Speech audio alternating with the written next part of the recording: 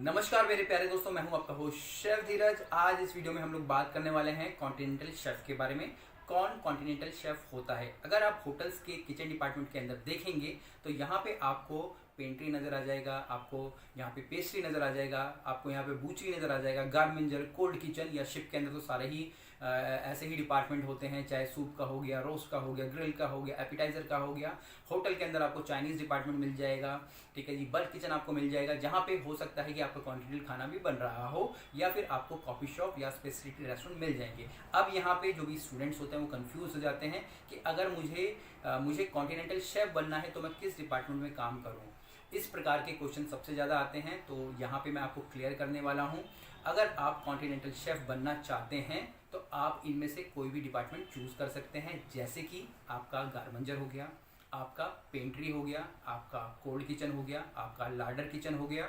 ठीक है। इसके अलावा कोई भी स्पेशलिटी रेस्टोरेंट हो गया, जैसे इटालियन का कोई स्पेशलिटी रेस्टोरेंट है, वहाँ के आप शेफ़ बन सकते हो, उसको भी कॉन्टिनेंटल शेफ़ के अंदर आएगा। आप बूचरी में काम कर रहे हो तब भी आप वहाँ पे अपने जो कॉन्टिनेंटल सेक्शन के अंदर ही आएंगे। या अगर आप शिप में काम कर रहे हो तो सारे के सारे डिपार्टमेंट वहाँ कॉन्टिनेंटल ही होते हैं, तो वहाँ तो आप कॉन्टिनेंटल शेफ़ ही बनोगे। अब अगर शुरुआत के समय में आप काम कर रहे हो पेंट्री के अंदर, ठीक है, या कॉफ़ी शॉप के अंदर, और आपको पेंट्री सेक्शन दे दिया जाता है और आपको लगता है कि भाई मुझे तो कॉन्टिनेंटल शेफ़ बनना है, तो मैं ये सैंडविच वगैरह क्यों बनाऊं। या फिर अगर आपको बूचरी में डाल दिया जाता है, जहाँ पे कि आपको मीट काटने का सिखाया जा रहा है, आपको फिश क्लीनिंग करनी सिखाई जा रही है, तो आपको लगता है कि भाई मेरे को तो ये सीखना नहीं है, मुझे तो कॉन्टिनेंटल के सॉस बनाना सीखना है। पर आपको यहाँ पे समझना होगा कि आपको ये सारी की सारी चीज़ें सीखनी है, क्योंकि इन सब से ही मिलके हमारा कॉन्टिनेंटल किचन बना होता है, और इन सब को सीखने के बाद आप कॉन्टिनेंटल शेफ़ बनते हो। जैसे कि आपने देखा होगा मेरी बाकी वीडियोज़ में मैं बोलता हूँ,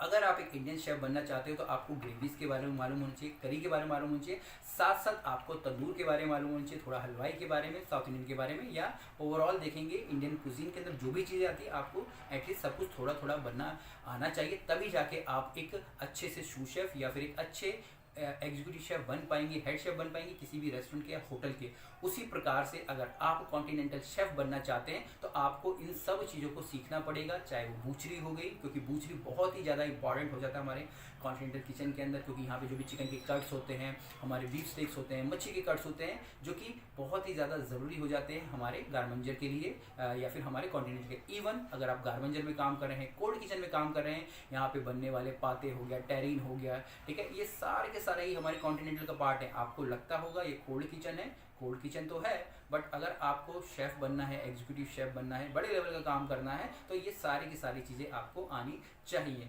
और मैं चाहूँगा कि आप इन सब से, जिस भी डिपार्टमेंट में आप काम कर रहे हैं, चाहे आप जीटी के लिए जा रहे हैं, आईटी जा रहे हैं, या कॉमी 3 कॉमी 2 1 है, तो सिर्फ जो हॉट का सेक्शन होता है, जहाँ पे कि आपको सूप हो गया,